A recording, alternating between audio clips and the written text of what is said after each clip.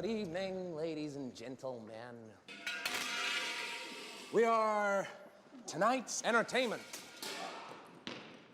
I only have one question. Why so serious?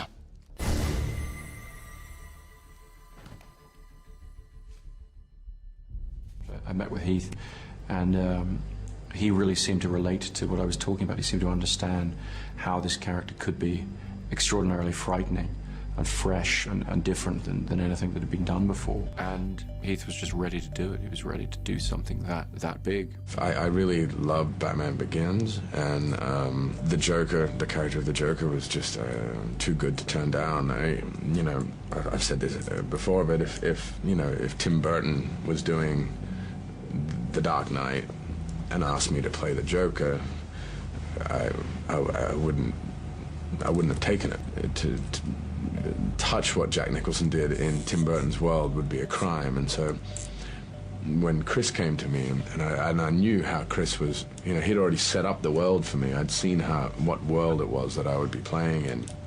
So I knew it was open for a fresh interpretation, and I also instantly kind of had something up my sleeve, which happened to be exactly what Chris was kind of looking for. We sat down and kind of shared ideas, and they were the same, and so we just went with it. It was a tremendous thing to be involved with, because Heath didn't do many films, and he would wait a long time between films.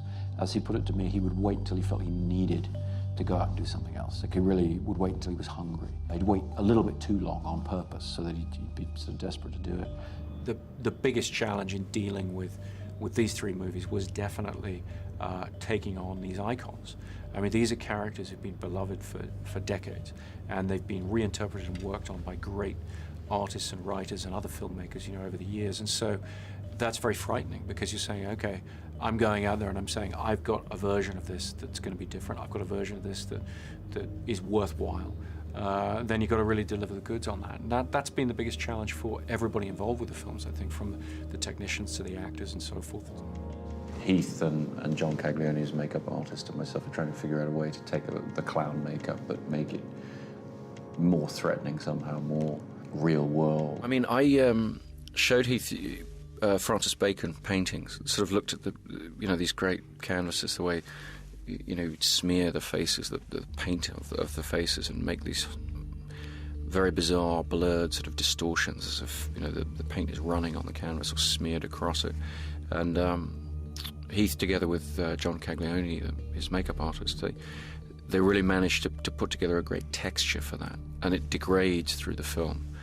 It has a very tactile sense. You can really see the form of the makeup as it's caked on the face. And I like to say that what we were after, and I think what they very much achieved, is in the big close-ups of the Joker, particularly in the IMAX format. I think you can really almost smell his breath.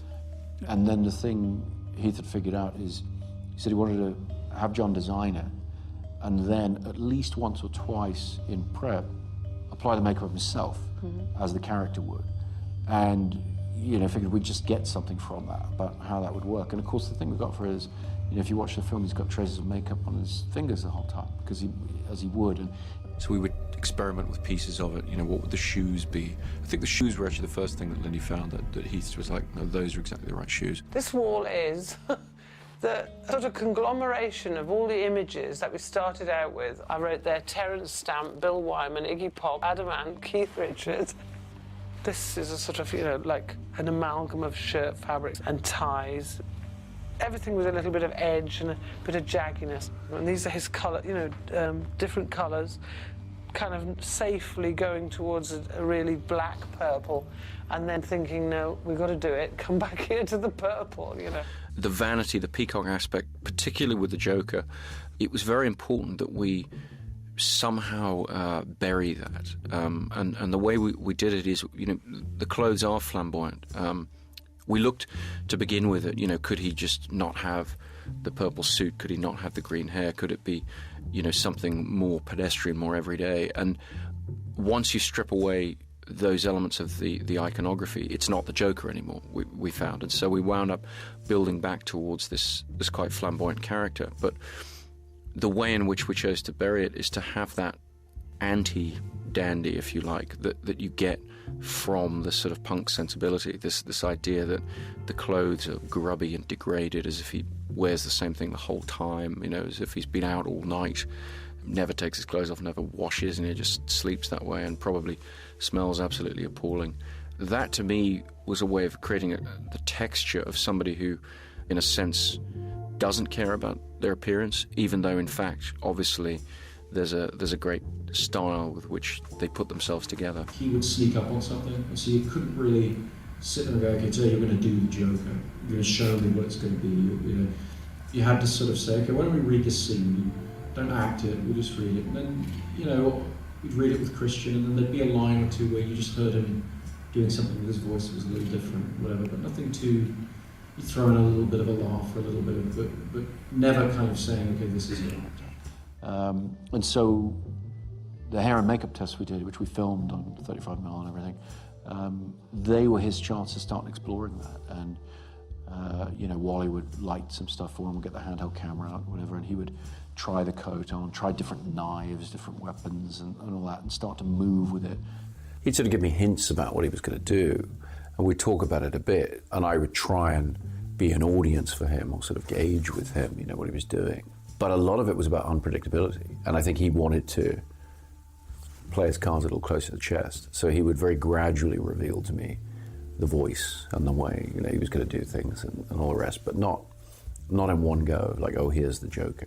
We watched him sort of develop it with the wardrobe and the makeup and everything, and kind of, you know, I got to be a part of that creative process, which was great fun. But on set, there were always moments like that clapping, or things he would do with his voice.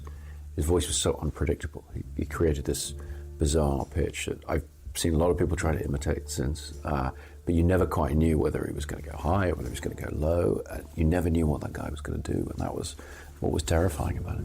I don't know what people are going to think. I was imagining a much more traditional, you know, sense of it or whatever, but then, you know, I just trusted him because he was, you know, he'd really worked on it. He was a terrific actor. But I can remember watching the crew respond the first time he would really use that voice and really talk. And you know, you could feel it, everybody could feel that he was doing something very special. So just as in his physical movements, you don't know how he's going to move, you don't know what he's going to do with his hands. It's always a surprise.